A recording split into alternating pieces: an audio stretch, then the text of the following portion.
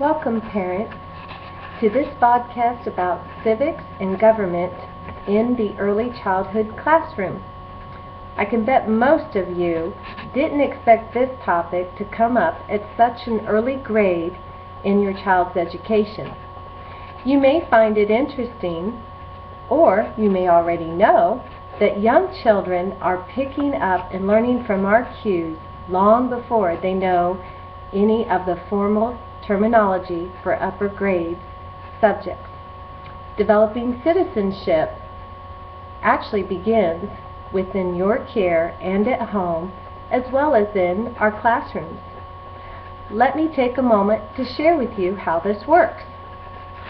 First, let's look at how young children begin to develop these skills at school. In the classroom, teachers are to comply with the National Council for Social Studies Strands in Education, which have two key standards. First, quote-unquote, social studies programs should include experiences that provide for the study of ideals, principles, and practices of citizenship in a democratic republic. In the classroom, this is accomplished by the very experience of being in that classroom.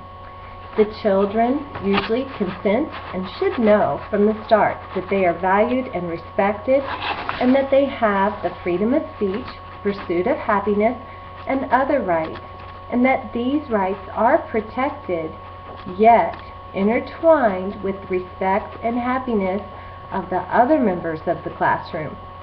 Here is where the ideals, principles, and practices of citizenship are modeled. How, you may say? Well, from a young age, children are encouraged to join small groups for discussion time, stories, music, and activities. Children are taught that freedom of speech with respect of others can be expressed through drawings, paintings, or constructions. They are taught wise decision-making skills through working in groups to accomplish a project. This requires making choices and, of course, cooperation. The second standard, social studies programs should include experiences that provide for the study of how people create and change structures of power, authority, and governance. In order to have one's rights protected while respecting the rights of others, classroom rules are made and voted on by the students. The teacher helps guide the process by introducing scenarios of what good or bad can happen if certain rules are passed. Consequences are made and voted on as well, with the understanding that discipline is firm but does not allow coercion or embarrassment. The teacher should model that enforcement of rules is never by bullying, assertion, or threats of harm. A sense of community is fostered through sharing goals and common experiences such as field trips and community service projects. An example of one such project is a school or community garden. As children work together on a project, they develop cooperation, respect, decision-making with consideration of others, and the sense of community that is all a part of good citizenship. So, you might ask, how can children develop these skills within the home and family? Here is where you can do your part. In order for children to work toward a common good, they must first develop a sense of responsibility for themselves and then for others. They can begin the responsibility for themselves as young as 3 years old, with their families promoting the child's self-dressing, toileting, and washing.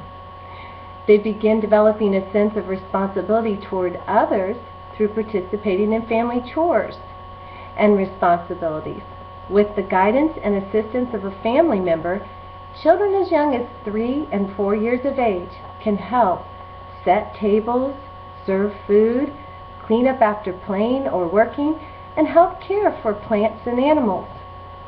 These activities can be extended into your community by taking your children with you to serve food at the homeless shelter, or by creating and making crafts to do or games to play with our elderly at a local assisted living center. Young children usually enjoy being independent and being helpers. As child development theorist Erik Erikson states in his 8 stages of healthy child development, children need to develop basic trust, autonomy, initiative, and industry in these early years of learning in order to develop healthy attitudes and outlooks on life.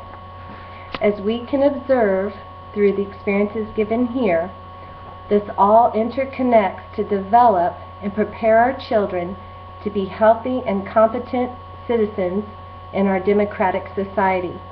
I encourage and challenge you as parents to join us teachers in taking an active role in developing these awesome skills in your child.